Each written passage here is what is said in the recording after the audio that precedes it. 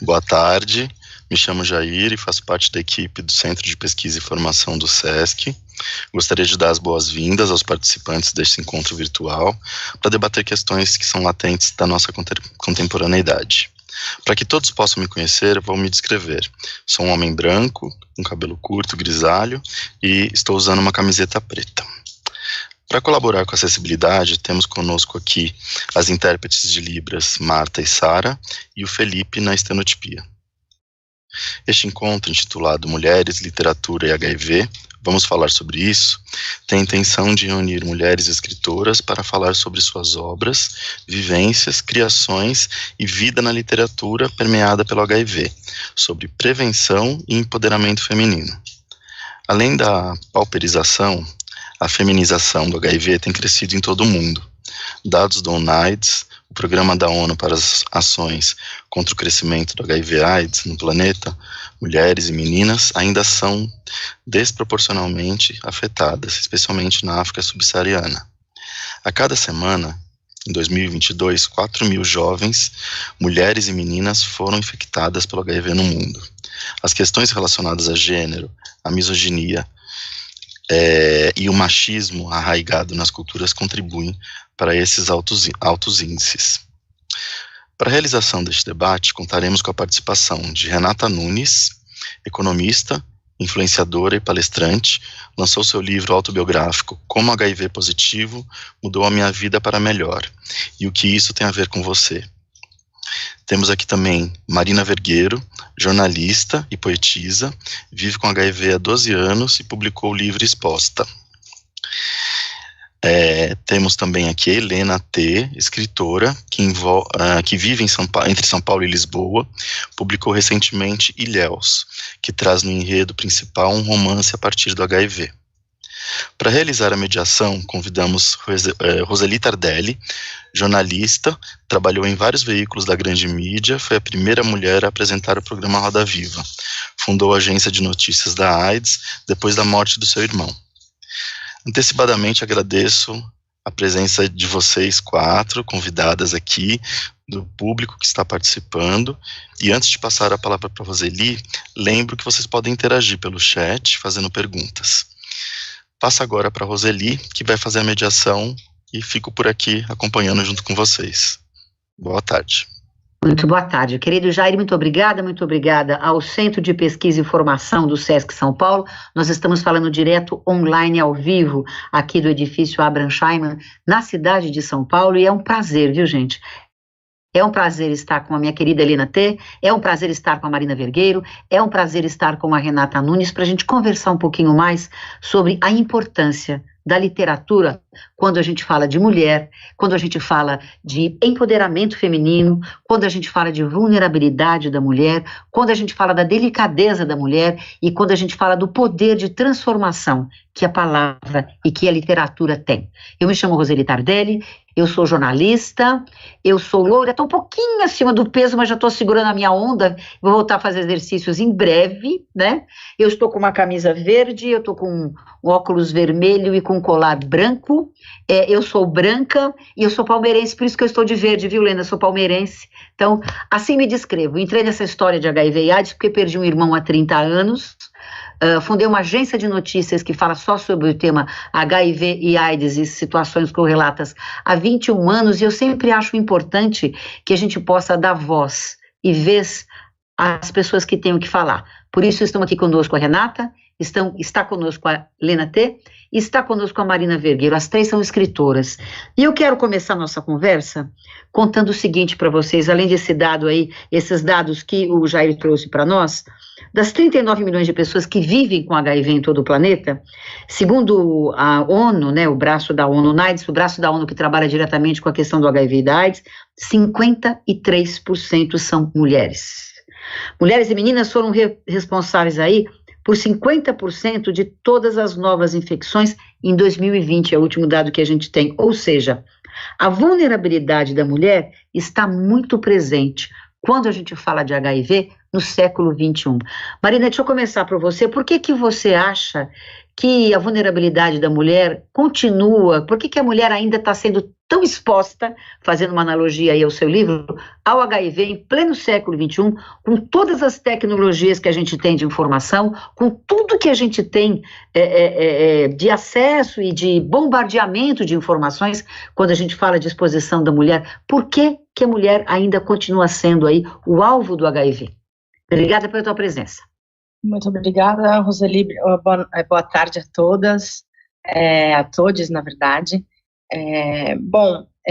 Eu acredito que a gente ainda, né, vive numa sociedade extremamente machista, e que o machismo, na verdade, tem ganhado novas cores nos últimos anos, novas formas, principalmente com a ascensão, né, de grupos da extrema-direita que estão extremamente moralistas e bastante misóginos, né, que nutrem aí uma raiva à mulher, e eu acho que isso nos coloca numa situação de vulnerabilidade, né, também à medida que as mulheres começam a se empoderar, né, principalmente com a internet e ali, enfim, compartilhar experiências e também soluções e expor casos de violência, né, vem também o backlash, né, que é justamente resultado desse machismo estrutural, né, então isso nos vulnerabiliza, mas eu sou bastante positiva, acredito que a gente está caminhando para um lugar mais seguro, né, um lugar onde a gente possa falar com mais segurança, né, sobre as nossas experiências de vida, sobre os nossos desejos, e acho que a literatura definitivamente é uma maneira da gente não só dar voz, né, a isso, a nossa força pessoal e feminina, né, mas também uma maneira de acolher outras mulheres, né, que se sentem muito sozinhas e talvez lendo ali um livro, se reconheçam nas nossas histórias, nos nossos poemas, nos nossos depoimentos e se fortaleçam também, assim, não necessariamente para expor ou denunciar, mas, se possível, também, mas acho que principalmente para poderem se levantar, seguir suas vidas e poderem, né, recuperar a sua dignidade e sua possibilidade, a sua oportunidade de viver uma vida plena, alegre e saudável.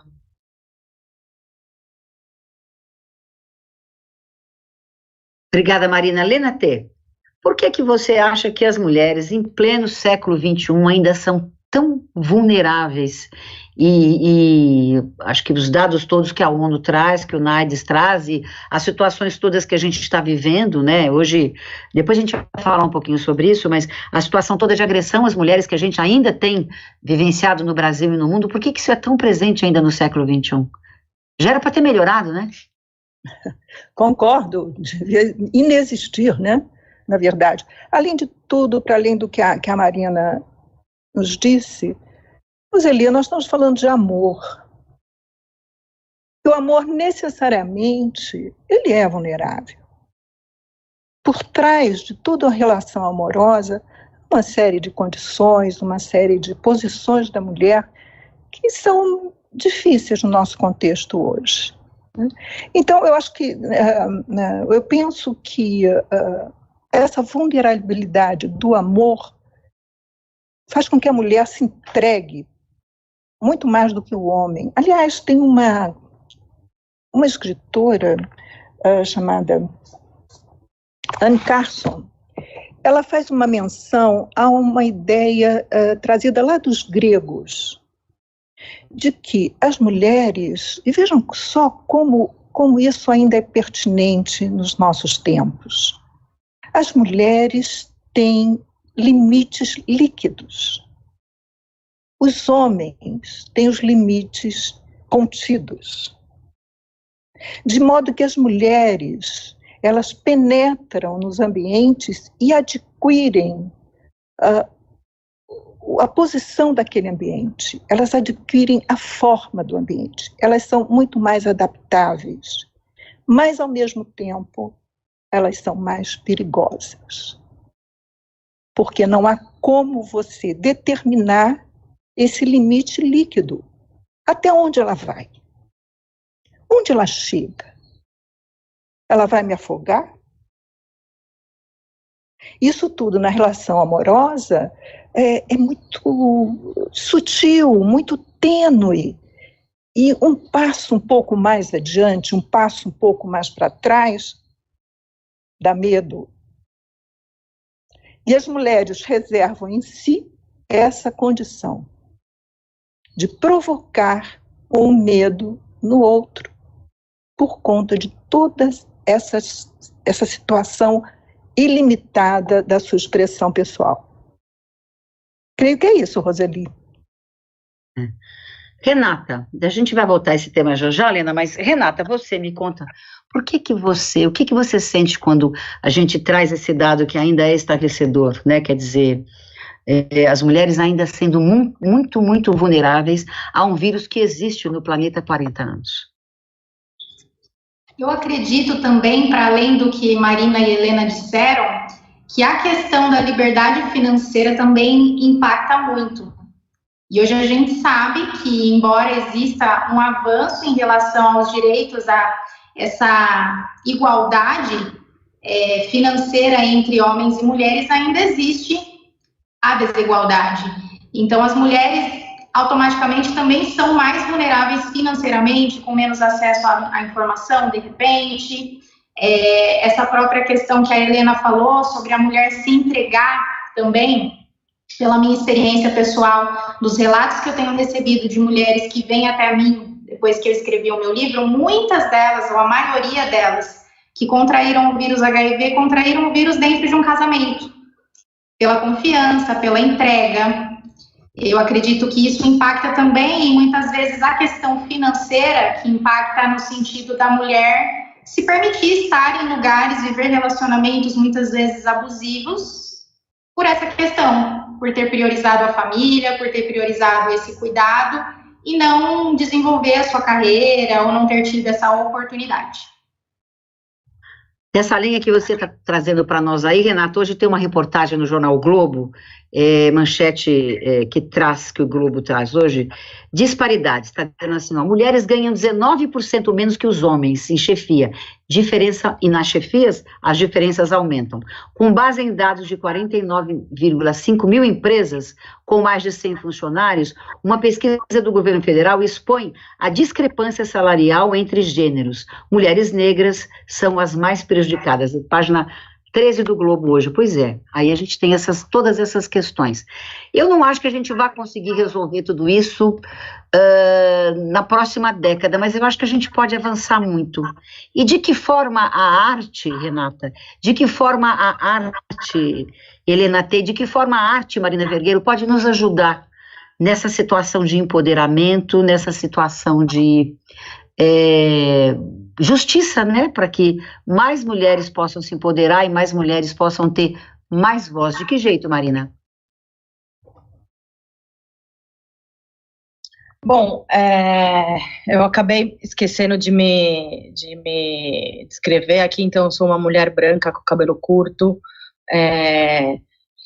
grisalho, usando um óculos de armação bem grande, quadrada, com uma camiseta, uma blusa regata de gola alta e com tatuagens com escritos no meu braço direito. Bom, eu acredito que a arte é uma cura muito potente, né? Acho que para além, né, dos medicamentos e enfim, de diversas atividades que a gente pode fazer, né, para o nosso bem-estar. Eu acho que a arte é uma maneira de expressar nosso sofrimento, a nossa dor e também nossas alegrias, nossos desejos, nossas aspirações. Então, eu realmente entendo, né, a literatura e, no meu caso, a poesia como uma válvula de escape, assim, para as questões que me afetam, né, como um todo, que me revoltam e que também me deixam em situações vulneráveis, né, E acho, sim, que as mulheres entrando em contato com... Porque, assim, né, para fazer arte você não precisa ter um dom, né, um talento inato, como muitas pessoas pensam. Basta a gente começar, né? E acho que para a gente começar a gente precisa ter acesso, né? Então, muitas vezes a gente tem acesso na escola, né? Mas às vezes é um familiar que nos incentiva, mostrando um livro ou trazendo atividades de desenho, de pintura. Então, eu acho que essas são potências muito grandes da gente cultivar, né, esses fazeres artísticos sem essa pompa, sem essa romantização de que você precisa ter, né, um grande talento para fazer isso. Não, acho que todo ser humano é capaz de desenvolver, né, o seu lado artístico, independente, inclusive, se é letrado ou não, se tem uma educação formal ou não, né. Acho que um dos livros mais impactantes que eu já li é de uma pessoa que não tinha a quinta série do primeiro, o quinto ano nem sei como se fala isso hoje em dia, já mudou, o quinto ano do ensino primário, né? E era um livro com muitas questões gramaticais, ortográficas, que não estavam, né, assim, de acordo com a norma portuguesa, mas ele tinha uma potência aí muito forte. A pessoa precisava se comunicar, precisava comunicar uma coisa muito importante, que no caso era o encarceramento de um filho, e se expressou através da arte, né? Então eu acho que sim, a gente tem que usar a arte como uma ferramenta de cura, uma ferramenta de conexão também com outras pessoas, outras mulheres, mas outros homens também, enfim, e pessoas não binárias, né? E eu acredito muito nesse poder de cura da arte. Como é que a arte pode ajudar, Renata Nunes, as mulheres a serem menos vulneráveis, a terem mais espaço na vida e a se curarem mais? Eu acredito que a arte é conexão. A arte conecta, a arte traz a nossa criatividade, a nossa sensibilidade, o nosso poder, porque a mulher ela tem essa característica, o feminino tem essa característica criativa, essa característica sensível, mais emocional do que racional, e para mim a arte também é a expressão, é essa conexão que conecta com o outro, que traz essa parte mais emocional do que racional, e é isso. Lena Trevisan, como é que a arte ajuda a gente a se curar? Como é que a arte ajuda a gente a ser menos vulnerável?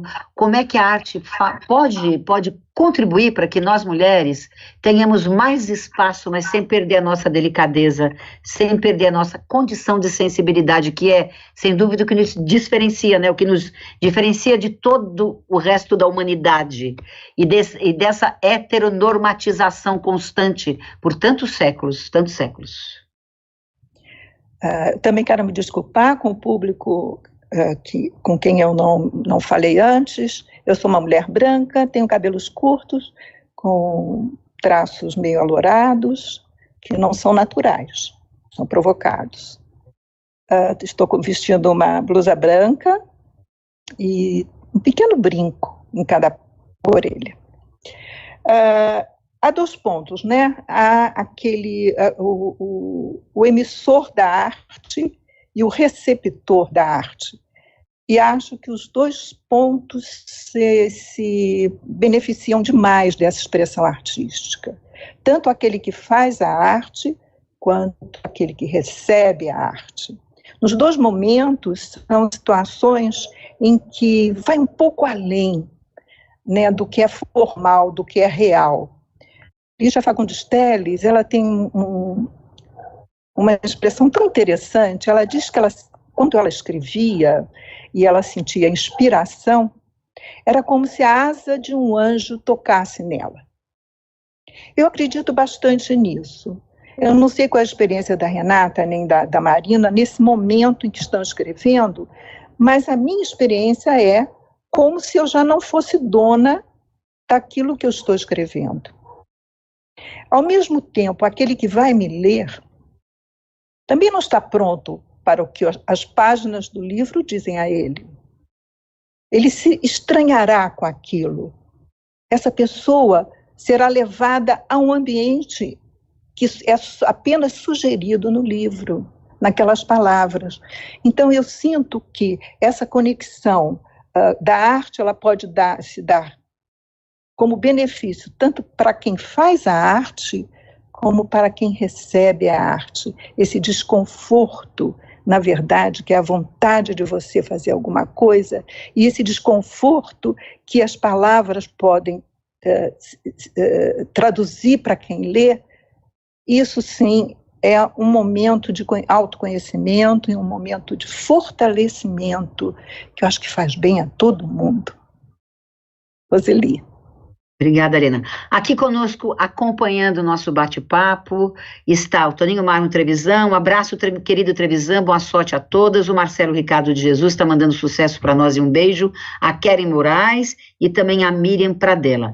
Eu tenho a impressão que tanto Renata quanto Helena T., quanto Marina Vergueiro usaram nos seus livros, né, uma forma de expressão que de alguma maneira veio abrir portas e abrir possibilidades para que outras mulheres também pudessem se identificar. Por exemplo, eu fui num evento que a Helena coordenou, aqui em São Paulo, numa livraria, eu nem lembro mais o nome, onde a Helena trazia um histórico com uma outra escritora, falando um pouco da dificuldade das mulheres serem reconhecidas na literatura. Como é que surgiu essa ideia, Helena, e o que deu disso? Roseli, houve uma fase da nossa civilização inteira em que as mulheres escritoras foram apagadas. Foi um processo de apagamento da escrita feminina, no sentido não de ser uma escrita de gênero feminino, das mulheres escritoras. E isso vem sendo recuperado recentemente. Inclusive, o que eu observei é que escritoras já mortas há muito tempo estão sendo reeditadas e reconsideradas no cenário literário. Isso é incrível. Os prêmios literários, os últimos prêmios literários, eles foram dados a maior parte deles a escritoras, a mulheres escritoras. E olha, são muito jovens. Mulheres escritoras muito jovens. Então, eu acho que isso está mudando, viu, Roseli? Eu sinto que o mercado editorial está sendo muito mais receptivo às mulheres. E eu me pergunto se as mulheres realmente não têm mais o que dizer do que os homens nos nossos dias. Porque, veja bem, outro dia até me falaram, mas, Lena, você não escreve sobre felicidade? E eu fiquei pensando naquilo e digo, mas a paz, a harmonia, ela é muito provocada por coisas generalistas, por momentos muito banais do dia a dia. O que faz a gente escrever, o que faz a gente criar histórias, é justamente a desarmonia. O susto, o espanto, o medo, o ciúme, a inveja, esses sentimentos que são básicos do homem, da mulher, do ser humano. Né? E justamente isso é que é o momento transformador da arte e muito da literatura. Porque a literatura lida com imaginação, a imaginação do leitor e a consciência do leitor. Portanto, leva a reflexões. Não sei se te respondi, Roseli. Respondeu. Vai dar mais pano para a manga já já. Ô, Renata, primeiro, por que você resolveu escrever como o HIV mudou a minha vida para melhor e o que isso tem a ver com você? E como é que você conseguiu ser jovem, você está diagnosticada há pouco tempo, como é que você conseguiu, eu diria, fôlego para resolver tornar pública a sua história? Legal, eu gostaria de me apresentar também, aproveitando que não foi feito no início. Sou uma mulher branca de cabelos castanhos na altura dos ombros, uso uma blusa branca de gola alta, olhos castanhos, acho que é isso. E, bom, respondendo a sua pergunta, Roseli, eu nunca me imaginei escritora. Isso não foi planejado e como a própria Helena falou sobre a questão da escrita, eu escrevi o livro por conta de uma dor. Foi num momento de sentimento de rejeição muito forte, após um término de relacionamento por conta do HIV, que eu decidi revelar isso ao mundo, porque eu sei que não é uma dor só minha, é uma dor coletiva. E expressando essa dor e contando a minha história, eu acredito que vai inspirar muitas outras mulheres a terem coragem de ser quem elas são, a perderem esse medo do julgamento, esse medo da rejeição. Então, escrever o livro veio dessa necessidade de não passar mais por uma situação de rejeição, de não precisar mais criar uma estratégia para contar para um parceiro sobre a minha sorologia e de não precisar me esconder mais. Quebrar essa barreira, quebrar esse estigma, quebrar esse tabu em torno do HIV. Então, foi assim que eu decidi. Eu fui diagnosticada em 2015, aos 22 anos, fazem 9 anos de diagnóstico, hoje eu tenho 31, então já tem algum tempo do meu diagnóstico, e de lá para cá houveram muitas mudanças. Tanto que o tema do livro é como o HIV mudou a minha vida para melhor e o que isso tem a ver com você. Deixando claro que não é a romantização do tema, mas é exatamente falar sobre esse processo de transformação de mentalidade que eu tive após o meu diagnóstico. Como que eu consegui superar o diagnóstico e levar a minha vida adiante. Então, foi por isso que eu decidi escrever o livro. E esse fôlego, essa coragem, ela veio com o tempo. Ela veio nesse processo de autoconhecimento que eu fui buscar para me entender, para fortalecer a minha autoestima e entender que viver com HIV não é um motivo de vergonha ou de sentimento de culpa para que eu precisasse me esconder e ter vergonha de quem eu sou. Então, o livro ele vem para quebrar essa barreira e como um grito de guerra mesmo, de liberdade, de poder ser quem eu sou, de poder falar abertamente sobre isso, sem nenhum receio. Foi muito difícil conseguir uma editora para publicar o seu livro, Renata. A Helena acabou de falar para nós aqui que existe um interesse maior por parte das editoras quando a gente é mulher e quando a gente resolve escrever e contar as nossas histórias ou histórias de outros. Como foi isso para você, essa busca por uma edição, por uma editora? Eu decidi de forma muito rápida. Eu escrevi o meu livro em 1 mês e meio.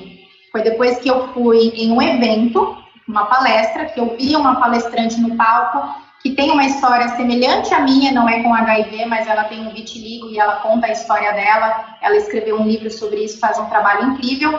Isso foi no mês de agosto. E eu determinei uma data para lançar o livro a partir do momento que eu decidi que eu escreveria.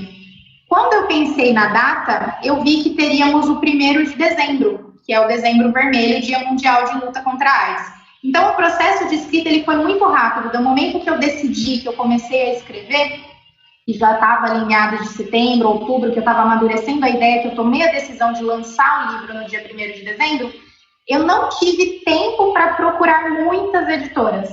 Eu falei com apenas uma editora, fiz um orçamento com essa editora, que agora eu nem me lembro o nome, preciso lembrar aqui para falar, mas enfim, eu falei com essa editora, o orçamento estava totalmente fora do que eu podia pagar financeiramente, então eu fiz o meu livro, eu contratei uma jornalista que fez a formatação do meu livro e eu mesma registrei ele na Câmara do Livro, eu não tive a intermediação de uma editora ou um convite ou um interesse de alguma editora, como eu não tinha o recurso financeiro para isso na época, então eu fiz da minha forma, eu mesma registrei na Câmara Brasileira do Livro, e inclusive o meu livro ele não está nas livrarias hoje, porque eu ainda não tive eu ainda não fui buscar esses meios, mas é um projeto que eu quero para esse ano, poder distribuir, poder levar ele para outros lugares, porque eu fiz algumas impressões e ele está aqui, é um tesouro guardado que precisa que as pessoas tenham acesso.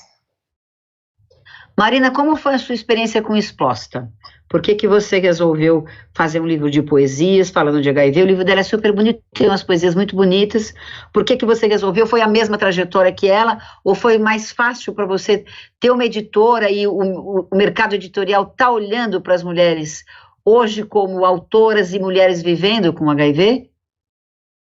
Olha, acho que eu tive um caminho muito parecido com o da Renata.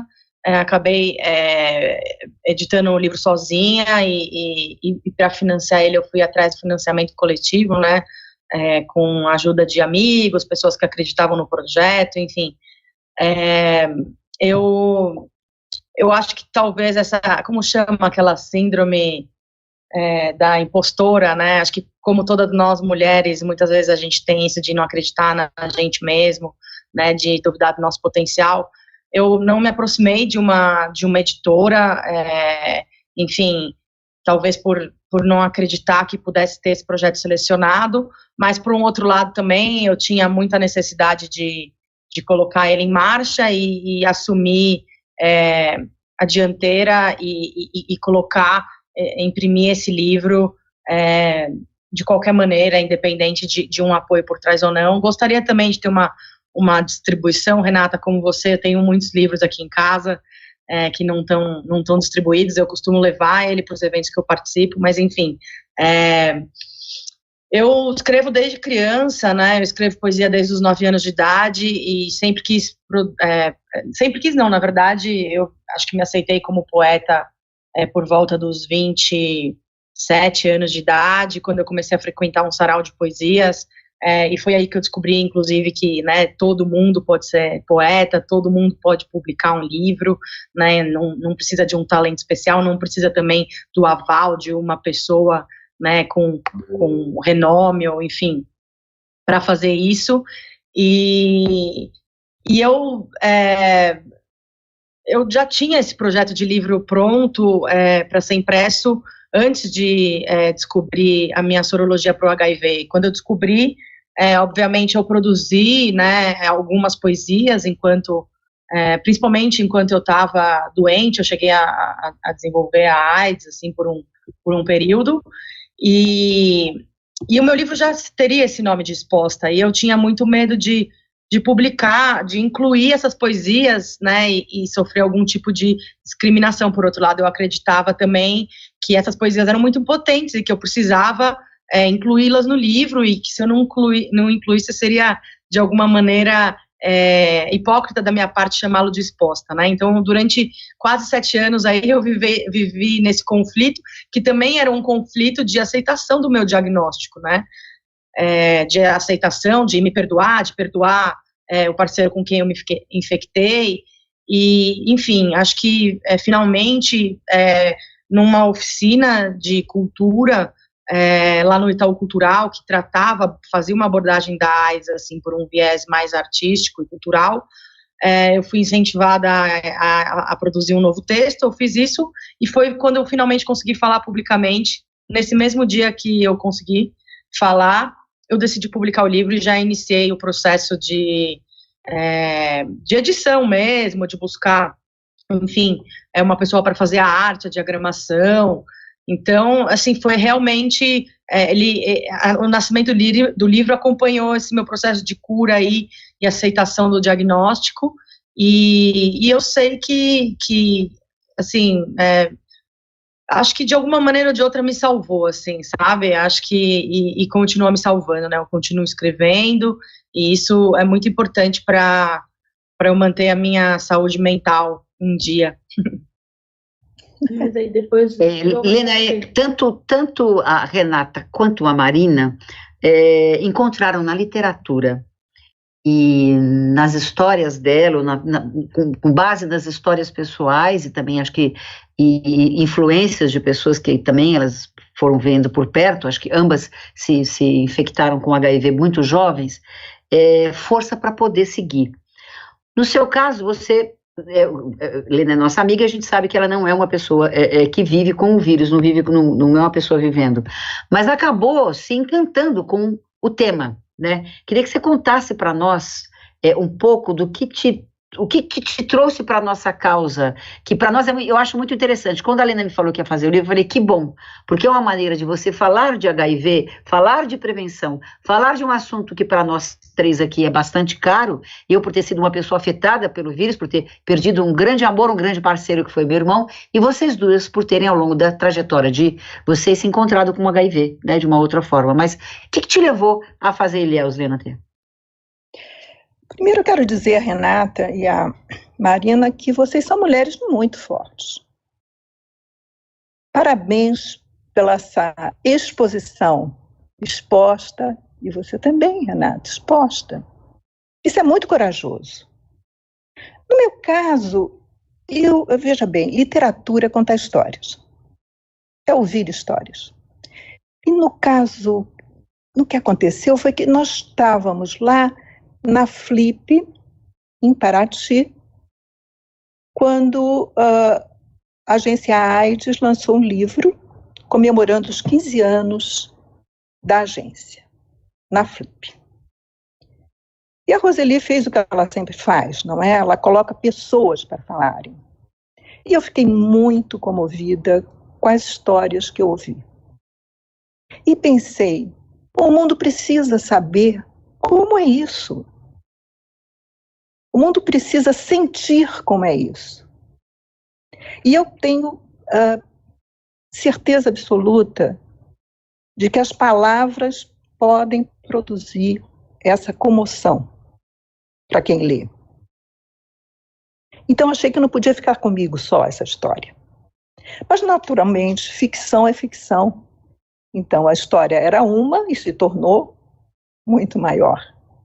E aí está justamente o milagre da ficção, o milagre da criação, da imaginação de alguém.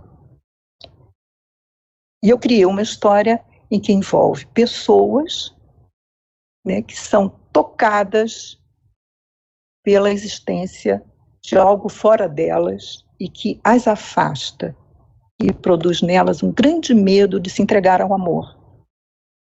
Mas foi a partir de um depoimento. Portanto, eu acho que essa coragem que vocês duas apresentam a publicar as histórias, os sentimentos de vocês, as emoções de vocês a respeito desse vírus, vai tocar muita gente. Porque a mim tocou. E a experiência que eu tenho com o vírus não é minha.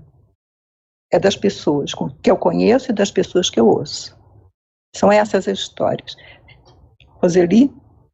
A Maria Clara Almeida está mandando boa tarde e desejando uma boa live para nós. O canal Angeline também está dizendo que, Cristina Angelini dizendo que o tema é bastante interessante, que está muito bom. A Keren Moraes, que é repórter da nossa agência, está perguntando o seguinte, me ajudando aqui na condução. A Keren quer saber o seguinte: senhoras, gostaria de saber quais são as maiores referências, inspirações de vocês na literatura. Quais são as suas, Marina? Olha, agora foi. Bom, claro, tem referências assim que são muito clássicas, né, como Clarice Lispector,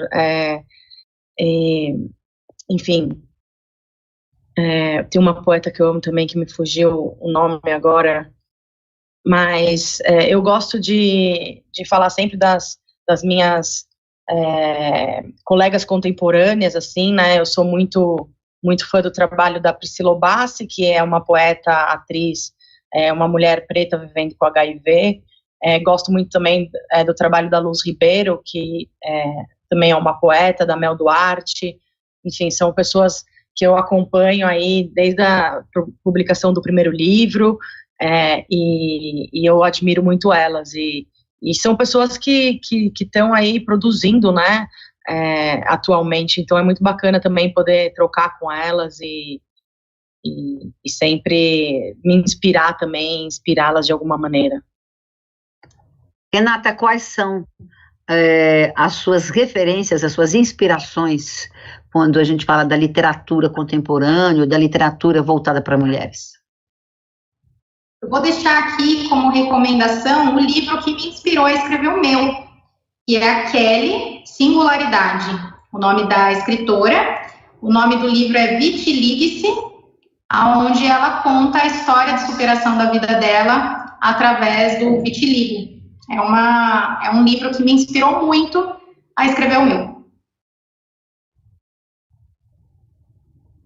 A Lena deve ter um monte de mulheres que a inspiram, um monte. Vamos lá, Lena. Pelo menos 3, para a gente ir atrás e ler. Olha, é tão difícil para mim Realmente dizer até 3 já é muito difícil. Eu costumo dizer o seguinte: o que me inspira é o que eu estou lendo por último. E, na verdade, eu estou lendo um escritor, um homem, não estou lendo uma mulher. Jon Fosse, que é um escritor escandinavo, e ele tem um livro, olha, nem sei o nome do livro também, estou que nem a Renata. Ele escreve um fluxo de consciência, né, que é aquela linguagem que começa e não acaba. Então, é muito interessante. Então, é isso. O que eu leio é o que me inspira. O que eu estou lendo no momento é esse Jon Fosse. Tem uma pergunta aqui do Tiago Carvalho. Ele está dizendo aqui o seguinte: Tiago, tudo bem? Muito obrigada, bem-vindo. Existe incentivo aos movimentos de mulheres? Depende, né? Depende. Eu acho que existe um olhar mais sério para as mulheres hoje, não é? Eu acho que existe, assim, uma tentativa de algumas ações de empoderamento de mulheres e para mulheres. Tem o Elas, não tem? Uma ONG. Nós temos aquela ONG a UNFPA também, que é as Nações Unidas trabalhando mais para as questões das desigualdades. Mulheres do Brasil. ONU Mulheres, tem bastante coisa, que o assunto é complexo, né, Helena? Não é, Marina? Não é, Renata? É complexo, gente. Gente, sabe, toda vez que eu falo um pouco de como os homens nos seduziam, mulheres, eu lembro das histórias das cavernas, que um homem pegava um pedaço de pau, ia lá, arrebentava o outro, achava a mulher do outro mais bonita, né? Então ele ia lá, batia no outro, pegava a mulher, arrastava... Lembra essa história de arrastar pelo cabelo e trazer? Olha quantos séculos foram isso. Tá certo? Então, assim, eu acho que existe esse machismo estrutural, sim, existe essa cultura toda, mas, olha, o Brasil nós tivemos direito a voto em 1932, faz pouco tempo.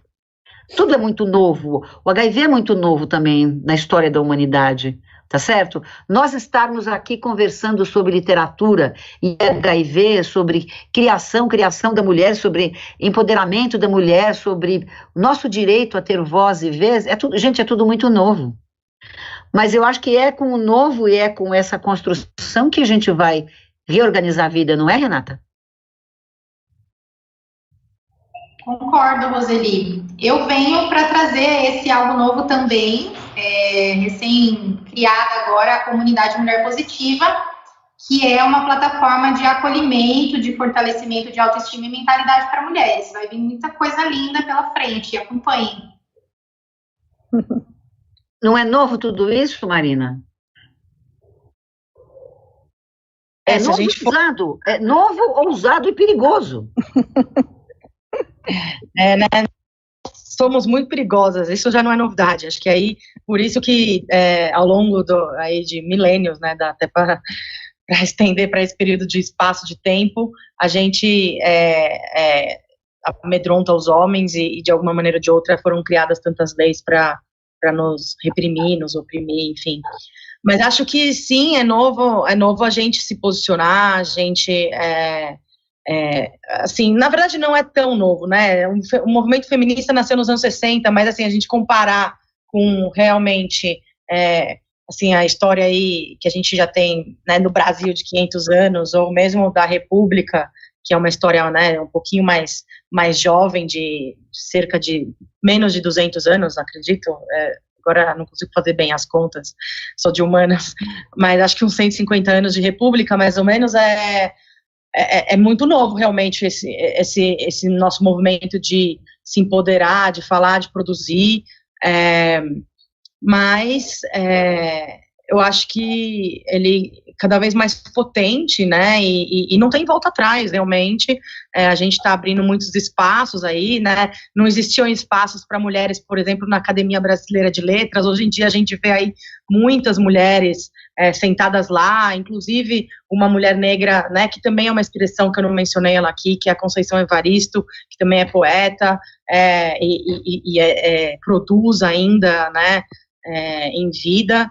Então, a gente está conquistando muitos espaços, esses espaços não estão garantidos por lei, né, não estão garantidos pela pela Constituição, então a gente tem que estar sempre brigando por eles, assim como, né, os nossos direitos das pessoas que vivem com HIV, os direitos das pessoas LGBT, das minorias em gerais, né, mulheres nem somos minorias, mas muitas vezes somos consideradas minorias, é uma contradição do mundo moderno, mas esses espaços que a gente conquista, por mais que a gente tenha que continuar lutando por eles com unhas e dentes, a gente não vai deixar de ocupá-los, né, não tem volta atrás, e eu acho que eu tenho muita fé de que as novas gerações, né, de meninas, de menines, de pessoas não binárias que estão chegando aí, elas têm um olhar muito diferente, né, elas têm menos questões relacionadas ao gênero e à sexualidade, são mais compreensivas em relação a isso, questionam mais o status quo, e isso me traz muita alegria, muito acolhimento, assim, sabe, de sentir que essas meninas, por exemplo, têm mais empoderamento para negar, por exemplo, um tipo de assédio ou de violência, né, dentro de casa, na escola, enfim, em qualquer lugar. Então, isso, para mim, é muito calentador, assim, sabe, muito empoderador. Como é que você sente isso, Lena? A Trevisan está contando aqui para nós que ele está assistindo com o neto dele de 15 anos, que ele está adorando o nosso bate-papo. Ou seja, 2 homens, 2 gerações diferentes, entendendo tudo que a gente está dizendo aqui. Que bom. Como é que é para você isso, Lena? Nós vamos ter mais voz e mais vez neste século? Com certeza, né? Com certeza. Mas eu ouvi uma história e queria compartilhar com vocês. Eu não vou lembrar onde eu li essa história, nem o nome da pessoa, infelizmente, não vou lembrar. Mas a história era a seguinte: ela estava na África, na África do Sul, e foi visitar uma tribo Maasai. A tribo Maasai funciona da seguinte maneira: o cara vai casar, então ele oferece cabeças de gado por uma mulher. Quanto mais cabeças de gado ele oferece, mais escolhas ele pode ter. Essa moça a brasileira, estava na tribo, e uma menininha, mas no jovem, uns 14 anos, começou a conversar com ela e perguntou a ela quantas vacas ela valia. E a brasileira disse: não, na minha terra não se troca mulheres por vacas, né? Outro estilo e tal. E a menina disse para ela: caramba, então você não vale nada. Eu achei essa história tão interessante, tão típica, não é? Cada cultura vivendo a sua forma de relacionamento, né? E não acho que seja nada transposto para nós, mas a compreensão, né, da sua sociedade, como ela intervém, ou como ela é agente dessa sociedade,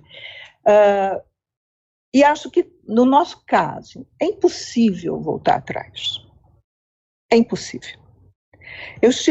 Sábado, eu estive na Livraria Simples, ouvindo 3 escritores. Era, na verdade, uma conversa sobre a experiência desses escritores e a literatura que eles fizeram a partir do golpe militar. Completará agora 60 anos, não é? E eles foram agentes e intervindo naquele momento na nossa sociedade. A primeira que falou foi Amelinha Telles. Uma presença importante no feminismo nacional, publicou livros a respeito. E a primeira frase que ela disse, foi ela quem começou o debate. Ela disse: fui estrupada na primeira noite que passei na cadeia. Mas o incrível foi que ela não disse isso com raiva, com ódio, com ressentimento. Ela disse com verdade. E se não fosse assim, ela talvez não tivesse nem sobrevivido às torturas que ela passou naquela época. E veja o que ela traz para nós: a força, a resistência, E todo o debate foi em torno disso. É preciso resistir. O esquecimento é a morte, disse o outro escritor, Milton Atum. E João Silvério Trevisan. Ele contou o seguinte: ele saiu do armário exatamente nessa fase do golpe militar. Teve 3 namorados. Ele foi avisado que seria preso, ele, João Silvério, que seria preso. Então ele teve tempo de fugir do país. Esses 3 namorados, não. Os 3 foram presos. E João disse uma frase que eu achei também icônica.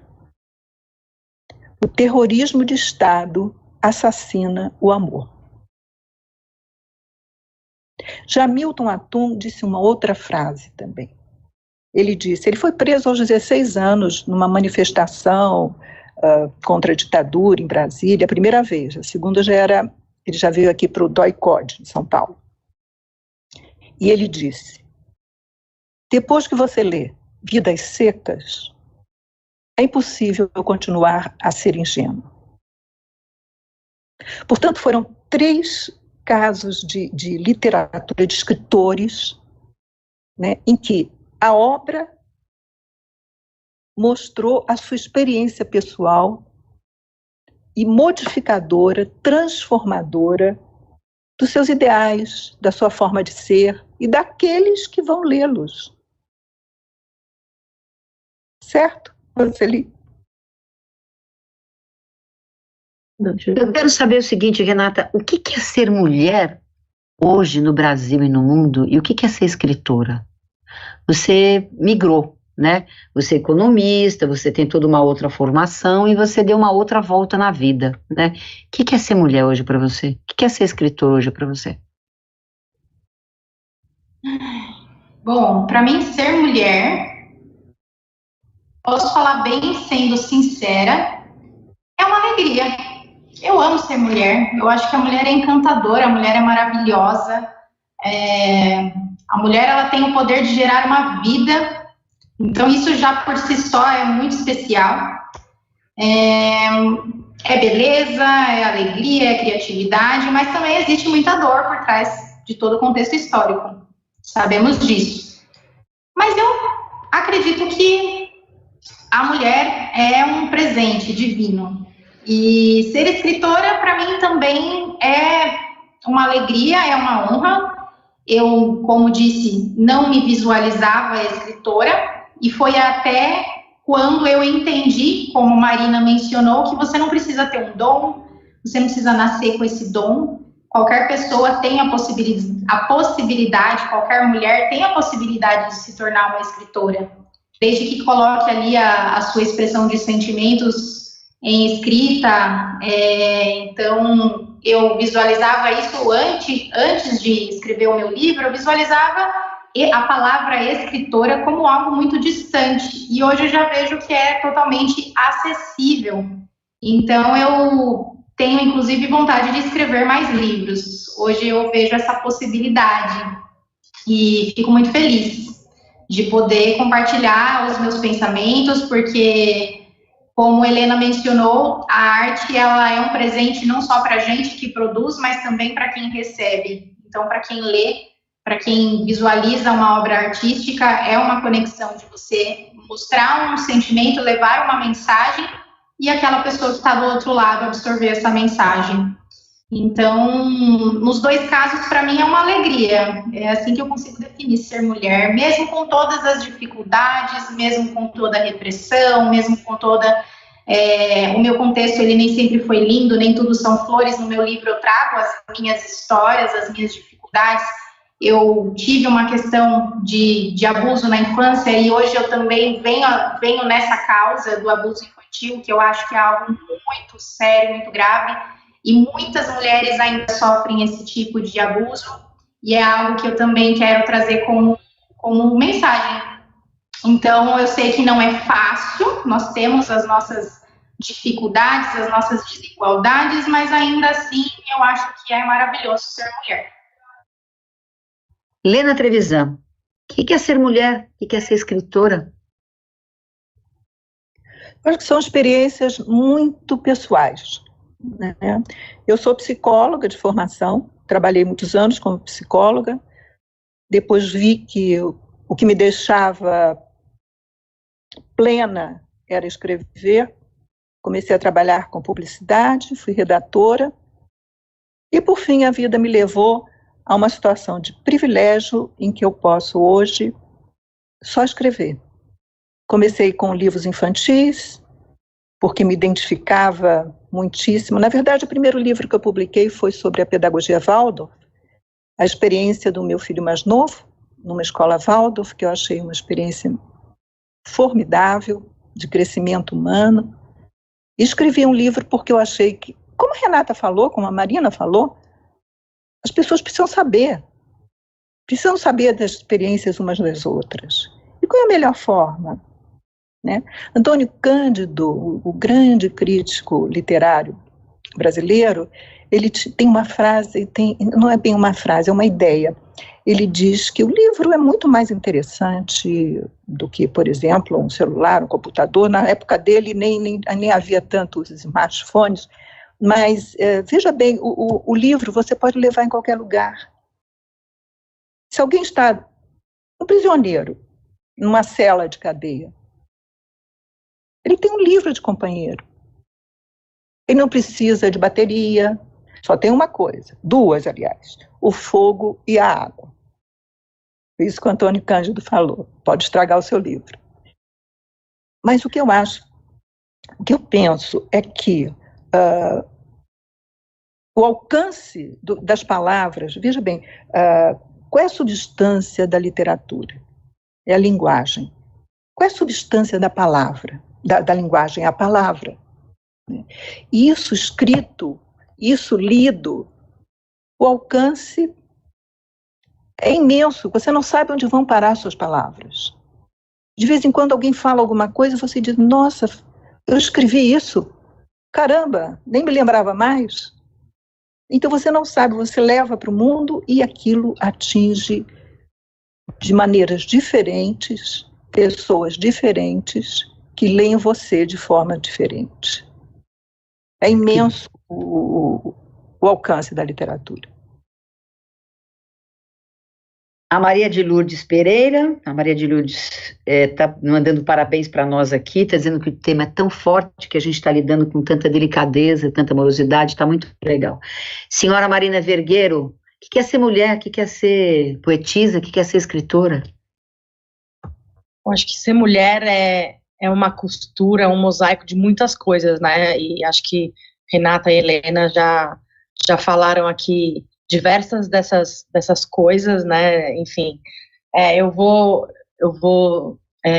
ousar aqui dizer que é uma responsabilidade coletiva, né? Acho que a gente, como mulher, de alguma maneira ou de outra, tem que olhar uma pela outra, essa questão, né, que a gente falou muito durante a pandemia, de não soltar a mão de ninguém, estarmos atentas aos nossos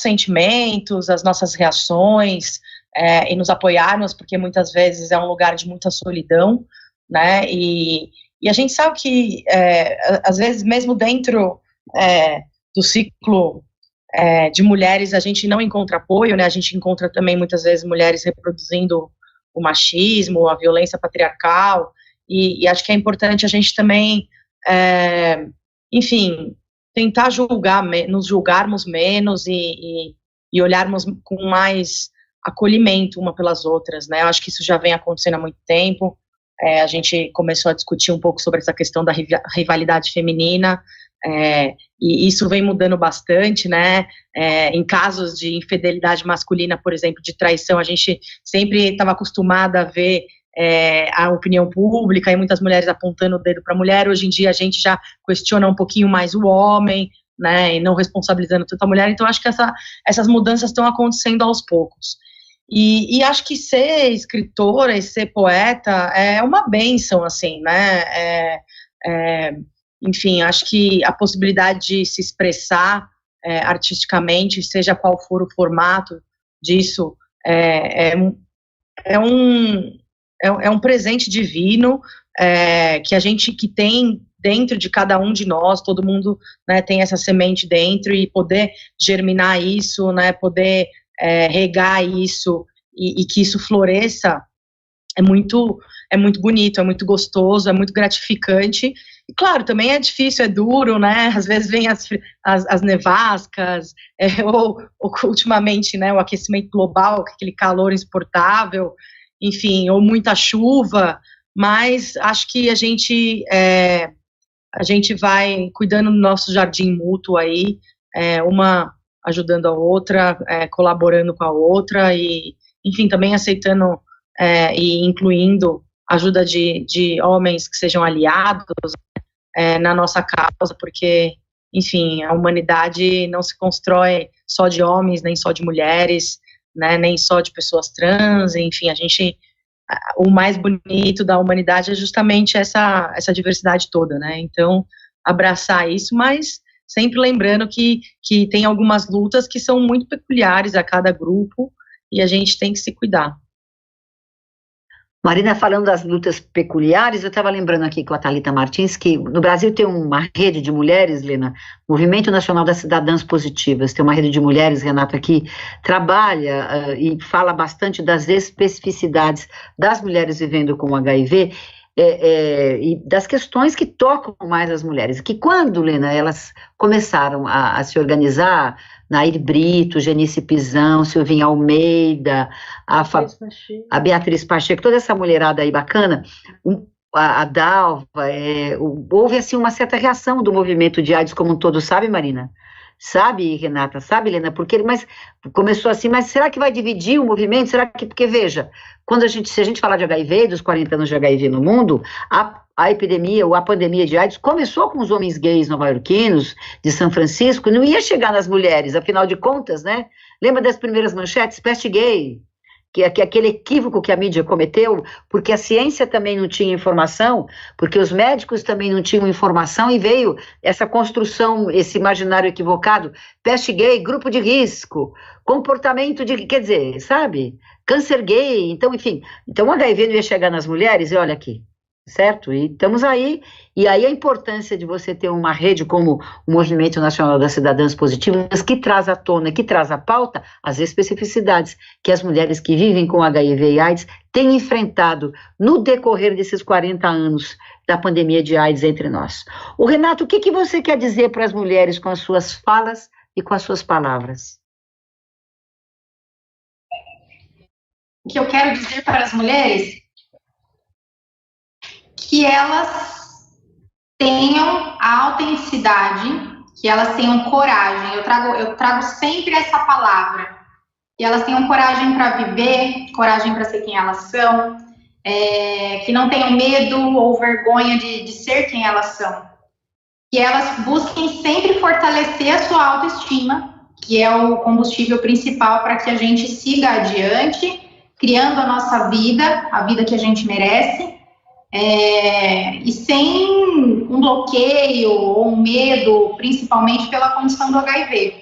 É o que eu sempre falo, eu acredito que a forma como a gente se enxerga, a forma como a gente olha para nós mesmas é que vai determinar a nossa vida. Então, se a gente se sentir culpada, se a gente se sentir suja por conta do vírus, porque eu ouço muito essas palavras com mulheres recém-diagnosticadas que vêm até mim, com esse sentimento de culpa, esse sentimento de culpa mesmo, né, de ter contraído o vírus e tudo. Então eu quero que essas mulheres olhem para elas mesmas e busquem respeitar e honrar a sua história, em primeiro lugar, ressignificar o passado, buscar entender os seus porquês, para seguir adiante de forma mais leve, né. A primeira coisa, quando se recém-diagnosticado, eu falo que a primeira coisa que a gente precisa trabalhar é o auto-perdão. É olhar para si mesma e se questionar, ok, eu me permiti viver determinado relacionamento abusivo? Tudo bem, a responsabilidade é minha por ter me permitido tanto tempo estar nesse lugar, mas daqui para frente eu tenho infinitas possibilidades. Então, a forma como eu olho para isso, como eu respeito essa minha história, entendo o porquê que eu cheguei nesse lugar e o que eu posso fazer daqui adiante, focar na solução. Eu sempre falo muito isso, é a tecla que eu bato sempre, e essa é a minha mensagem para as mulheres: fortalecerem a sua autoestima e se cuidarem, se amarem, não se auto-julgarem, porque o julgamento começa através da gente. Muitas vezes a gente fala sobre preconceito no mundo do HIV, mas a gente precisa olhar que esse preconceito, ele nasce dentro da gente, muitas vezes. Então, a gente precisa olhar para isso. Marina, uma mulher que te inspirou e que te inspira até hoje?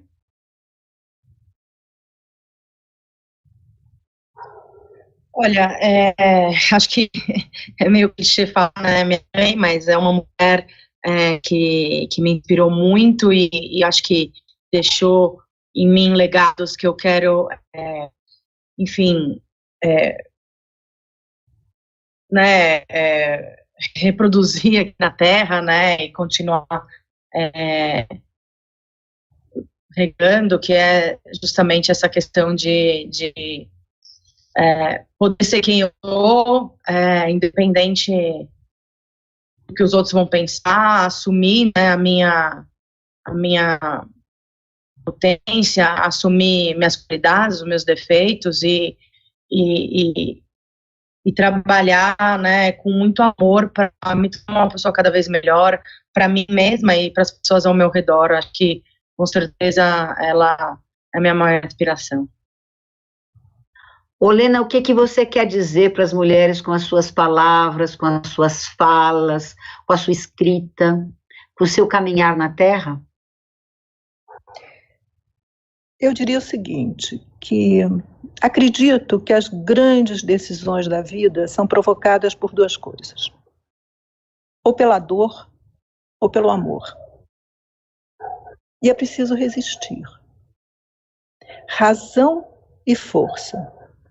Essas duas propulsões iniciam uma jornada. O avanço delas depende da resistência. Então vamos resistir. Falaram bastante, agora quero uma palavra só. Quando a gente fala mulher e literatura, uma palavra, Renata? Não, volta, sai. Se você está... Vou perguntar de novo para você falar de novo. Quando a gente fala mulher e literatura, uma palavra, Renata? Coragem. Quando a gente fala mulher e literatura, uma palavra, Marina Vergueiro? Potência. Quando a gente fala mulher e literatura, uma palavra, Helena T? Entrega. Frases das moças que estiveram comigo aqui nesta tarde. Estamos caminhando para um lugar mais seguro. A literatura dá voz e é uma maneira de acolher outras mulheres para que se fortaleçam, para se levantar e seguir as suas vidas. Marina Vergueiro. Estamos falando de amor, e ele é vulnerável. O amor é vulnerável e nos torna vulneráveis. Penso que a vulnerabilidade do amor faz com que a mulher se entregue mais que os homens. Helena T.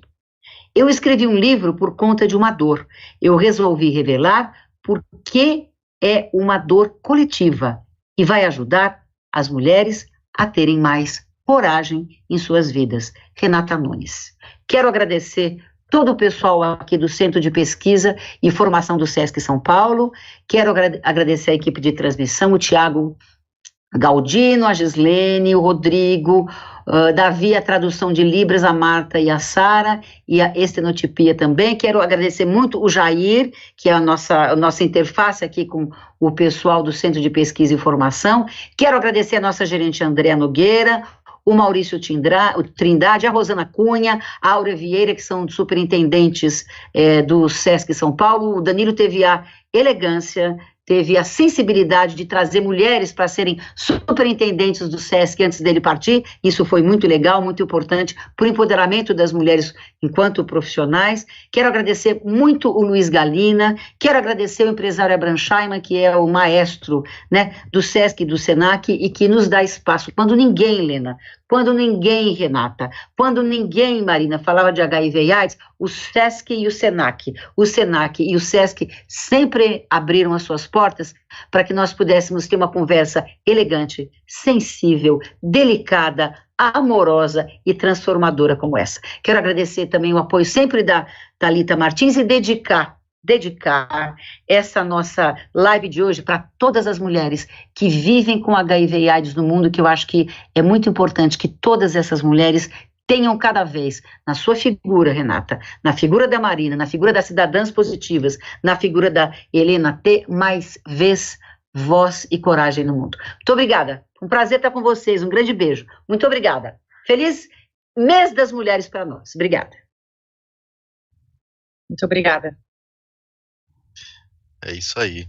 Agradeço a presença da Renata, da Marina, da Helena e da Roseli, nossa companheira de várias ações aí, né, que a gente vem realizando há muito tempo. Foi muito bom ouvir vocês e toda essa discussão em torno, né, desses temas que são tão urgentes para a produção de vida, saúde e o melhor, mediado pela literatura e poesia. Eu acho que esse encontro foi muito interessante, essa proposta da Roseli trazer vocês aqui foi muito importante para mostrar a potência que a gente tem dessa linguagem, né, dessas linguagens, para a gente transformar. Agradeço o público que está participando e que assistirá depois no YouTube, né, do Sesc São Paulo, ou mesmo se a Agência AIDS retransmitir também. Agradeço a toda a equipe do CPF, citada aqui pela Roseli, de estenotipia e também da tradução de Libras. Boa noite, né? Ainda boa tarde, que não anoiteceu aqui, mas quase boa noite, e até a próxima atividade. Obrigado a todos.